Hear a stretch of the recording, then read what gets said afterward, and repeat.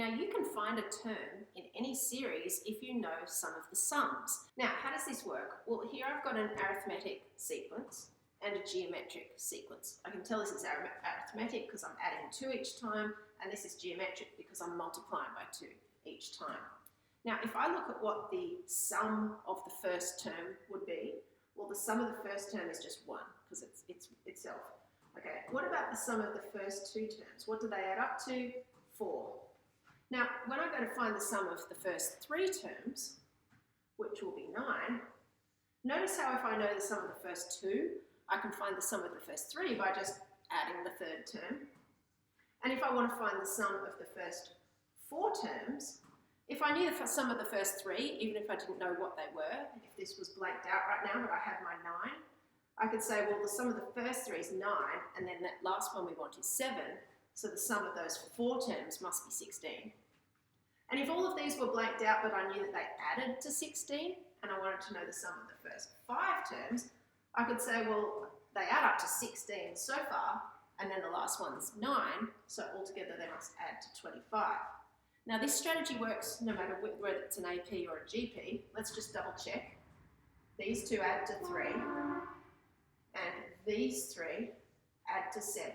But if we didn't know what these were, and just knew they added to 3, we could still figure out the 7 by saying the sum of the first 2 terms plus the third one is going to make the sum of the first 3.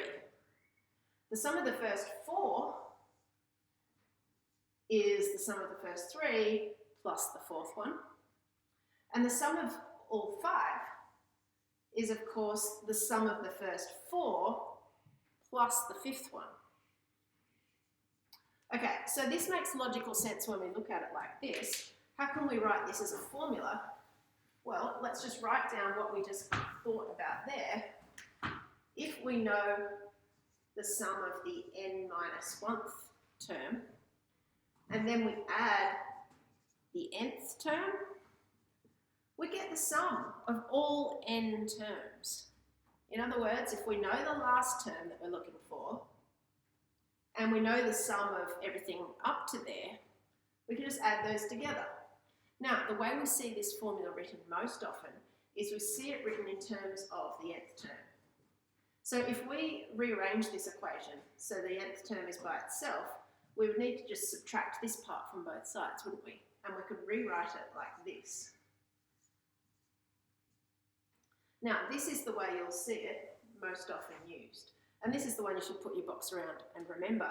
But this is our understanding of why it works, and so it's handy to have this in your mind. So if you want to find the nth term, and you know what all of the terms add up to, and you knew what they added up to if they didn't include that last one, you can figure out the last one. But similarly, if you know any 2 pieces of information here, you can figure out the third one. So to write this rule out in words, the nth term is the sum of all n terms minus the sum of all terms up to but not including the nth one. So 2 examples then.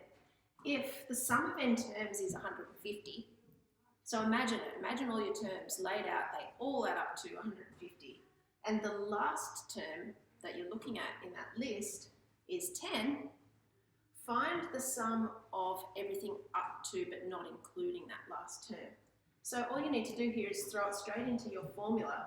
The nth term is the sum to n terms minus the sum to n minus 1 terms, so 10 must be equal to 150 minus something, and that something must then be 140. So the sum to n minus 1 terms is 140. Quite straightforward to figure it out.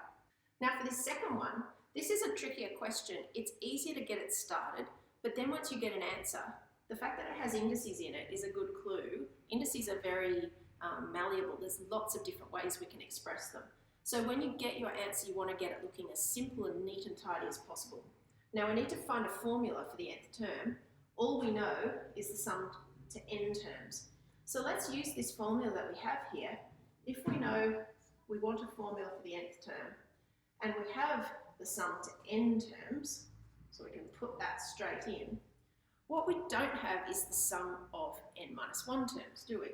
But we do know that if we can use this formula, the sum of n minus 1 must just include include putting an n minus 1 where this one has an n.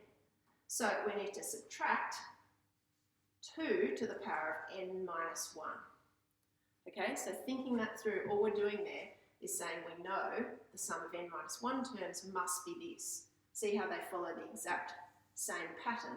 This is a formula for finding the sum of any terms you like. So you can sub whatever you like in here and put it up there. Okay, so we have this, and it's tempting just to stop there. But we've got indices with the same base. We can't do anything straight away with this minus sign here. It's not like we can add or subtract the index, the powers, because this isn't a times or a divide by sign. But what we can do is simplify this. So let's leave this part because it looks nice and straightforward. And we need to think through with our index laws. 2 to the power of n minus 1, that's 2 to the power of n divided by 2 to the power of 1, isn't it? That's how you get the n minus 1 there. So I could actually simplify this one up by writing it that way. Okay, now can I do anything else?